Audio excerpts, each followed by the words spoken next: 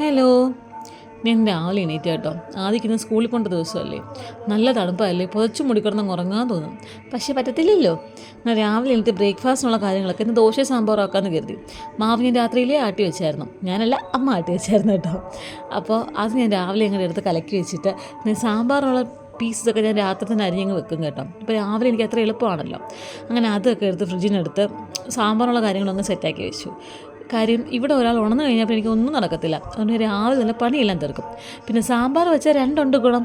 ഒന്ന് നമുക്ക് രാവിലത്തേക്കും എടുക്കാം, ഉച്ചക്കത്തേക്കും എടുക്കാം. പിന്നെ ഞാൻ മാത്രമേ ഉള്ളായിരുന്നു ഉച്ചക്കത്തേക്ക് കഴിക്കാൻ. അതുകൊണ്ട് എനിക്ക് ഉച്ചക്കത്തേക്ക് സാമ്പാർ മാത്രം മതി. അപ്പോൾ ഞാൻ അങ്ങനെ ഒരു കണക്കൂട്ടല്ല, സാമ്പാർ അങ്ങ് വെക്കാമെന്ന് വിചാരിച്ച്.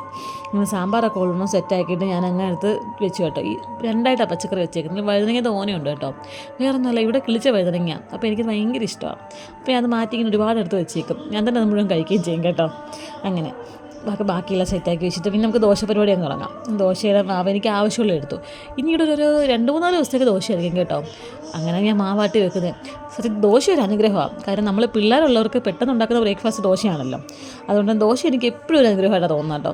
അങ്ങനെ ഞാൻ കുറേ മാവെടുത്തിങ്ങനെ മാറ്റി വെച്ചേക്കും. അതാകുമ്പോൾ ഇവിടുത്തെ ആദിക്കും ലിനേശേട്ടനും പിന്നെ ദോശ തന്നെ മതി. അതുകൊണ്ട് എനിക്ക് വലിയ പ്രശ്നമില്ല. ഒരു ദോശ കുഞ്ഞുങ്ങളെ എപ്പോൾ ദോശ കൊടുത്താലും കഴിച്ചോളും. വേറെ ബ്രേക്ക്ഫാസ്റ്റ് ഒന്നും അത്ര ഇഷ്ടവുമല്ല. അതുകൊണ്ട് എനിക്കതൊരു ഭാഗ്യം കേട്ടോ. അങ്ങനെ രാവിലെ അതിൻ്റെ പരിപാടിയൊക്കെ അങ്ങ് സെറ്റാക്കി. ഇനി ഞാനിതെല്ലാം ചെയ്ത് വരുമ്പോഴത്തേക്ക് അവിടെ ഒരാൾ ഉണരുകയും ചെയ്യും കേട്ടോ. അവർക്ക് കൃത്യമായിട്ടും ടൈമിങ്ങൊക്കെ അറിയാം. ഞാൻ ഈ ജോലി തീർക്കുന്ന ടൈമിങ്ങൊക്കെ നല്ലപോലെ അറിയാം. അതിൻ്റെ സാമ്പാറൊക്കെ ഓൾമോസ്റ്റ് സെറ്റായി കേട്ടോ. ഞാൻ പീസസിനകത്തൊക്കെ വേറെ കഷ്ണങ്ങൾ, ഈ വഴുതനങ്ങയും വെണ്ടയ്ക്കൊക്കെ വേറെ ഇട്ടിട്ട് പൊടിയിലിട്ട് പിന്നെ നമ്മുടെ പരിപ്പ് വേവിച്ചെടുത്തത് കേട്ടോ. അങ്ങനെ അതെല്ലാം സെറ്റായി. ഇതിന് കടുകൊക്കെ വറക്കുക. ഈ കടുക് വറക്കാൻ ഞാനൊരു സാധനം മേടിച്ചായിരുന്നു. അത് ഒരു തരത്തിൽ ഇത് ഫിറ്റ് ആവുന്നില്ല. ഞാൻ പിന്നെ പിടിച്ചുകൊണ്ടായി വറക്കുന്നത്. എന്തോ പറ്റിയെന്ന് അറിയാൻ വയ്യ. ഇതിന് വേറൊരു സാധനം ഉണ്ടെന്ന് തോന്നുന്നു മുകളിൽ വെക്കുന്നത്. അതൊരെണ്ണം മേടിക്കണം.